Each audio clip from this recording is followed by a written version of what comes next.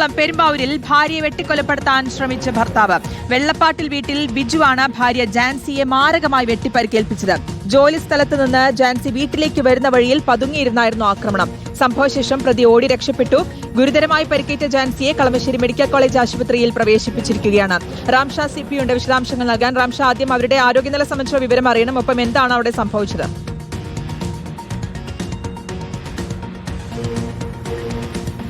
ഈ വെട്ടിപ്പരിക്കേൽക്കപ്പെട്ട ജാൻസിയുടെ ആരോഗ്യനില ഗുരുതരമായി തുടരുകയാണ്. ഇവർക്ക് ഗുരുതരമായി പരിക്കേറ്റിട്ടുണ്ട്. കയ്യിലും തുടയിലും അതോടൊപ്പം മുതുകിലുമൊക്കെ മാരകമായി വെട്ടേറ്റ് പരിക്കേറ്റിട്ടുണ്ട്. അത് ഗുരുതരമാണ് എന്ന് തന്നെയാണ് നമ്മൾ മനസ്സിലാക്കുന്നത്. വിദഗ്ധ ചികിത്സയ്ക്കായി ഇപ്പോൾ കളമശ്ശേരി മെഡിക്കൽ കോളേജിൽ പ്രവേശിപ്പിച്ചിരിക്കുകയാണ്. ഇന്ന് ഉച്ചയോടുകൂടിയാണ് ഈ സംഭവം നടക്കുന്നത്. പെരുമ്പാവൂർ ഐമുറിയിലാണ്, കിഴക്കേ ഐമുറിയിലാണ് ഭർത്താവ് ഭാര്യയെ വെട്ടിപ്പരിക്കേൽപ്പിച്ചത്. ഇവരുടെ കുടുംബ പ്രശ്നമാണ് ഇതിലേക്ക് നയിച്ചത് എന്നതാണ് നാട്ടുകാർ പറയുന്നത്. ഇന്ന് ഉച്ചയ്ക്ക് 1 മണിയോടുകൂടി ഈ ജാൻസി ഒരു പ്ലൈവുഡ് കമ്പനിയിൽ ജോലി ചെയ്യുന്നുണ്ട്. ആ ജോലി കഴിഞ്ഞ് തിരിച്ച് ഉച്ചയ്ക്ക് ഭക്ഷണം കഴിക്കാൻ വീട്ടിലേക്ക് വരുന്ന വഴിയാണ്. വഴിയിൽ പതിയിരുന്നു കൊണ്ട് ഈ ഭർത്താവ് വാക്കത്തി ഉപയോഗിച്ച് മാരകമായി വെട്ടിപ്പരിക്കേൽപ്പിക്കുന്ന സാഹചര്യമുണ്ടായത്. പിന്നീട് ഇയാൾ ഇവിടെ നിന്നും ഓടി രക്ഷപ്പെടുകയും ചെയ്തു. ഇയാൾക്കായി പോലീസ് പരിശോധന തുടരുകയാണ്. ഏതായാലും ജാൻസിയുടെ നില ഗുരുതരമാണ്. അവർ മെഡിക്കൽ കോളേജിൽ ചികിത്സയിൽ തുടരുകയാണ്.